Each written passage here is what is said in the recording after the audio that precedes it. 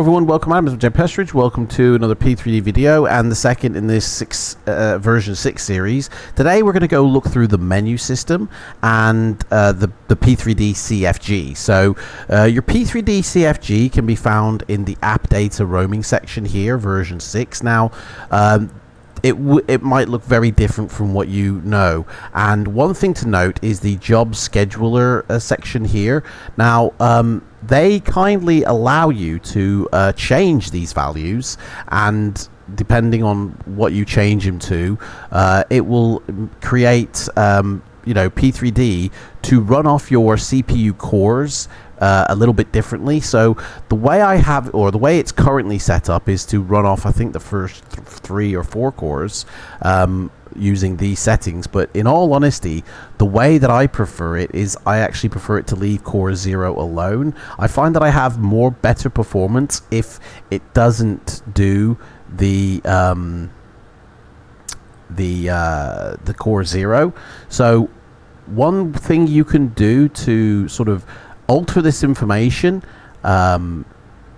easy is there is a link in my Discord to a website where you can actually change the affinity for P3D. Now this has been created for 5.3, but it will work regardless. So you just type in how many cores you've got. I have 4 logical processors, I have 8, and then start building the masks. And here are now my CPU cores. Now I can set whatever I want according, and at the end it will give me the information to pop in. Now I've already done this, and actually I've saved it in a previous version, so I shall just take that information from there, copy it across to the new one, and voila. Now it will now run off the cores that I want it to, as opposed to doing what it was doing before. Now I really recommend you try running the default settings first, but I have found that the default settings, aren't as good as the ones I've chosen. So it is clearly up to you how you want to do that. If you'd rather use the default settings, or if you'd rather go to that website, the link is in my free FLIGHTSIM assets channel, and then you can do certain things. So we're going to go through the menu now in this video, and I'm going to show you what I would do to set up the FLIGHTSIM, and also we're going to go through the GPU menu as well and do the same settings set up there as well, and then in the next video we will go into the sim with the default airplane and the default airport and see what's what. So first things first is the sim. So I don't like the pause on task switch. I untick that. I do like the prompt on exit. Obviously you want to show your scenario startup screen. I keep avatar mode just in case I want to use it. I untick the error reporting function. I want to keep updates and data collection. I also change the screen format to PNG. In information, I untick everything as you can see here, and basically keep everything else the same. Under sound, make sure you do select which device you want it to be heard from, and then my settings for the sound are 80% on the engines. The flight deck, which naturally will be louder, goes to 90%, and I do like to hear everything outside, so that goes to max. And then this is the ATC one, so I'll put that down to 10 because I don't actually want to hear that. I untick mute on lost focus. Traffic, I always have traffic in my sim, so we're going to put that on 50 for now, and see how we go. But I haven't actually got the traffic in the sim yet, so it's going to be default only.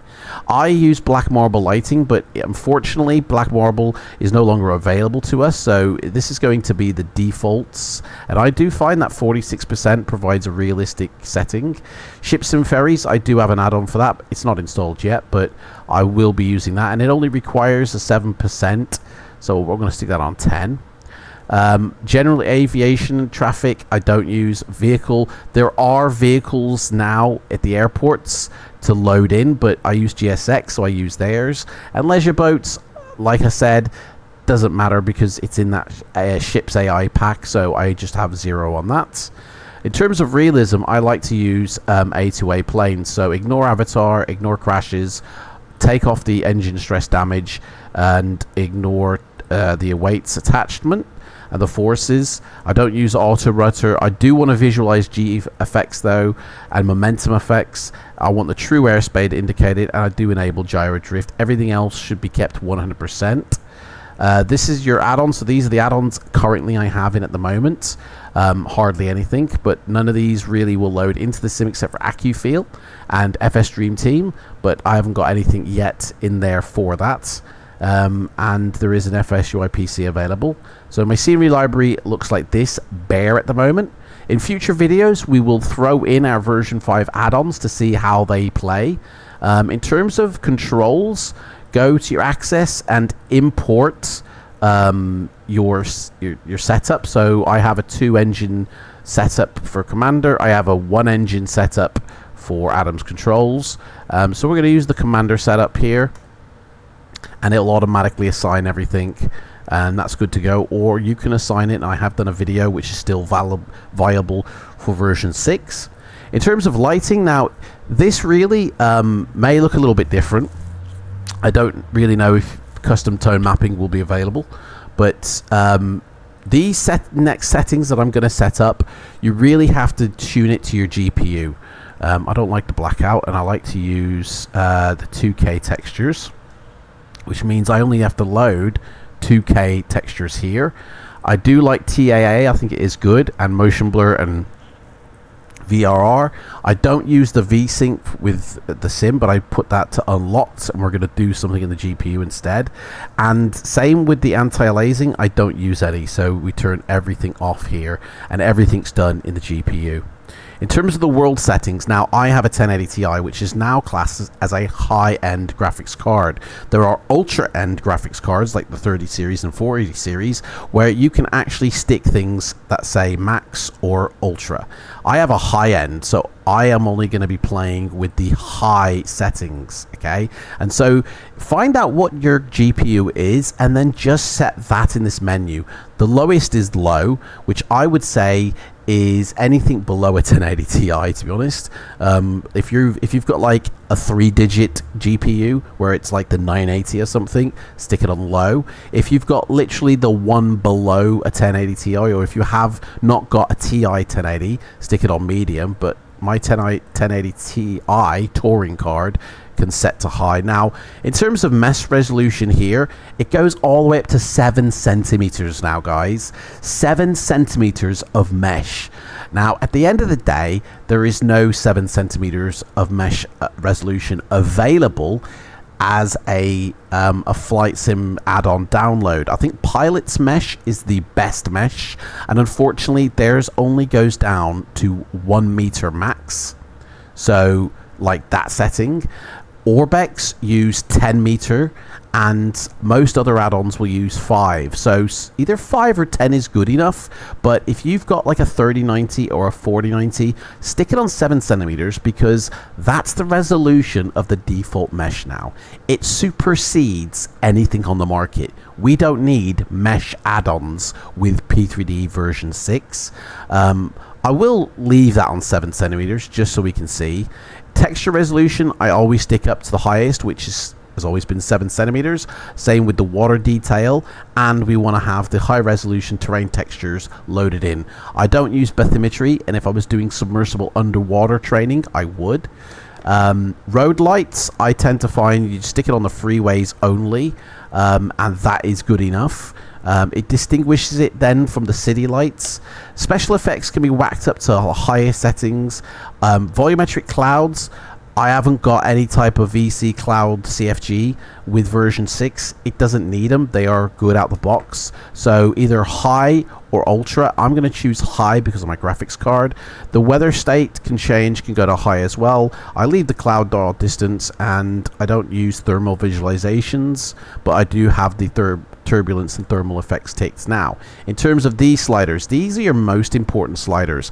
These are going to determine how much GPU you have available to use. Now, at the end of the day, autogen vegetation density and autogen building density again, in version 6, it's a bit of a trick. It's not about the density. It's not about how many there are. It's about the variety of them. Now, you can load up to the max, but at the end of the day, most of the add-ons we're going to be putting in haven't been configured to extremely dense because they were made back in version 4 maybe, or version 3, where the setting for dense in version 3 is normal in version 6. So if you're setting this to normal with your add-ons that you've loaded in from the past, like Buildings HD maybe, or Terraflora, that's actually the dense setting when they were made. So you'll see the same results. Now, I also have got a couple of tweaks for the CFG that I'm going to run through in this video to show you what else you can do to maximize your vegetation. So in all honesty, dense is high enough, but for the purposes of this first video, we're going to stick it on extremely dense. It doesn't put in like more. I mean, it does in a way, but it puts in more variety. That's really what they are. Same with the scenery complexity. This is how much of the scenery do you really want to see. So again, if you're using defaults, if you're not putting add-ons in, just stick them on extremely dense. It's just going to load up all the varieties of the scenery, and then your VRAM is controlled by this slider. So we're going to start with low at first, and it's how far out the draw distance goes. Now, medium goes out to the horizon. So this setting is overkill at the end of the day. I found that medium at about 10,000 feet tends to just touch the horizon line. But if you're in a commercial airliner and you're flying out much higher, then you will want to have that up high. We're going to start on low and we're going to see how we go. So these are my initial settings. The lighting, SSAO, I have tested this on many of these settings here. Ultra by definition is the best setting to use, but it will sort of take a lot of processing power from your GPU. I tend to find that the difference between low and high, there is a difference. The difference between high and ultra, there really isn't. My graphics card can really only go for high, so I'm going to try the low setting again to see how we get on. Shadow quality set to high. Now these two here, we're going to tick all these boxes as well, but these two here really do make a difference on performance. So I tend to stick them both on medium, and I find that that is good enough. And if there is a custom tone mapping section in the menu for you, you can actually set your own custom tone mapping within the sim. It will take slight performance away, but it means you don't have to use shader plugins. This is a very cool feature, and it's a massive difference between having a dull looking sim and a vibrantly personalized sim. I would recommend doing this in the sim though, and not anywhere else. Once you've set up all your settings, save them. I'll put this as a 2023 and we'll save that. I've already got a display profile for that, so we'll overwrite it, and that is basically it. So we click OK for that, and we are going to shut down the sim. Now, in terms of the GPU, I use a 4K screen. I have it set to 30 Hertz. I also use NVIDIA's color settings. I have my physics surround set to the CPU and not the GPU, so the GPU can be maximized by the sim. Although saying that, a lot of the effects from that is being used in here will probably be used in the sim. So if you really want to maximize your GPU, set it to the GPU. And let that handle all the effects. I mean, at the end of the day, there aren't that many, I imagine, physical effects within P3D, and my GPU probably wouldn't be able to handle it, so I'd rather it doing other things. The color settings, just make sure you have override to reference mode selected, and if you have a headset, turn off the audio for your HDMI, and you will have like more of that cable for visual. I find actually less crashes if I have that set, And if you have, where is it here, set for NVIDIA color settings, don't change any of these, but make sure you're under, if you're using a 4K monitor, the full dynamic range. Same under the change resolution, make sure you're using a full dynamic range. If you're using a 1080t monitor, make sure it's under the limited range, and then you're setting yourself up for seeing the sim as it should be. And now this one's an important one. Adjust desktop size and position. What you want to do is you want to set this to perform the scaling on your display, not on your GPU. Obviously my resolution for the Samsung should be its native resolution. So that's all the settings for the GPU.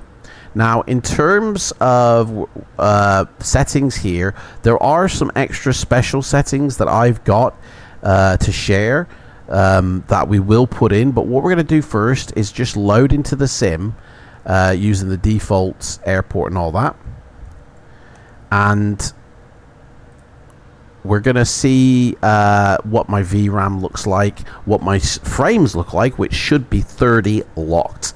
And then once I've done that, gauging the performance of the sim, we're going to change some figures in the CFG and check out the performance again. As you can see, it's not touching core 0, it's only touching these cores because I've configured it that way. Beautiful. So literally just go into default airport. Actually, yeah, we'll go into the default airport.